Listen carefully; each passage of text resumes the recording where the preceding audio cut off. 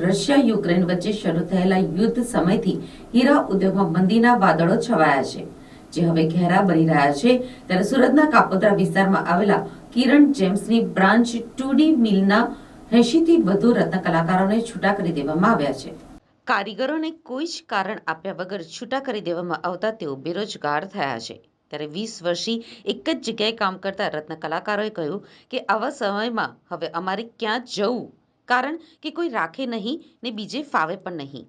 રત્ન કલાકાર ચતુરભાઈએ કહ્યું કે કાપોદ્રા વિસ્તારમાં આવેલા કર્મનાથ મંદિરની સામે સ્થિત કિરણ જેમ્સની શાખા જેડી મિલના નામે ઓળખાય છે. મારું નામ છે ભાવેશ ડાક, ડાયમંડ વર્કર યુનિયન પ્રેસિડેન્ટ. હાલની પરિસ્થિતિ હીરા ઉદ્યોગ માટે ખૂબ ખરાબ છે.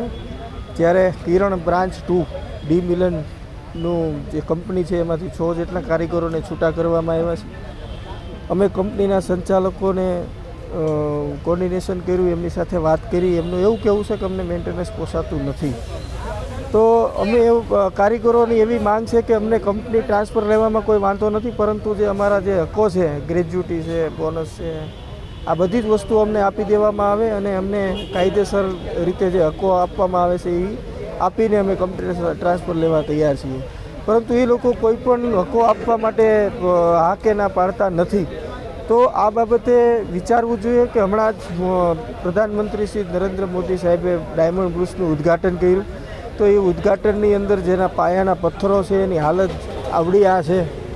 તો માલિકોએ અને સરકારે આ બાબતે નોંધ લેવી જોઈએ અને આ જે એનો પરિવાર છે કારીગરો, એમને સાચવી અને આ પરિસ્થિતિમાંથી બહાર કાઢવા જોઈએ, એવી જ અમારી માંગણી છે. અને આ બાબતે ત્યાં મારી સાથે 80 થી વધુને છૂટા કરી દેવામાં આવ્યા છે.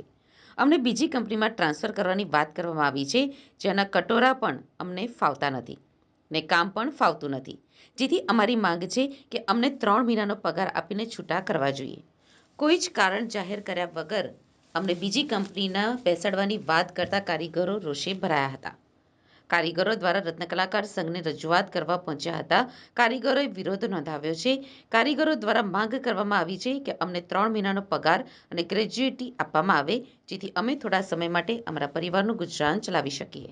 અને હું કિરણ કંપનીમાં બેહું છું. અત્યારે હાલ મિલન ડાયમંડ છે અને 20 વર્ષથી ધંધો કરું છું. એમાં સતત એમાં 3 તો મેનેજર ફરી ગયા હતા. એ કૃષ્ણા હતો, ત્યારે મિલન છે. અને 20 વર્ષથી ધંધો કરતા પણ આવી દિશા તો કંઈ જોઈ નથી અમે આ 20-22 વર્ષની અંદર. અને કોઈ દી આવી રીતે ડાયરેક્ટ સીધી તો ના પાડી જ નથી દીધી કે આજથી આપણે કારખાનું બંધ કરવાનું છે એમ. આ ડાયરેક્ટ સીધી ના પાડી દીધી કે તમને એમ કે ટ્રાન્સફર આપી બીજી કંપનીમાં બેહો એમ આપણી.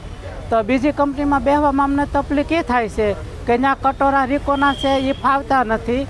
બ્રાન્ચ 2 આ કિરણની કંપનીમાં બેહું છું અને એમાં પહાડને બહુ આઘું પડે. મને કાંઈ ગાડીને ઓછું ફાવે એટલે હું કાંઈ ત્યાં જઈ શકું નહીં.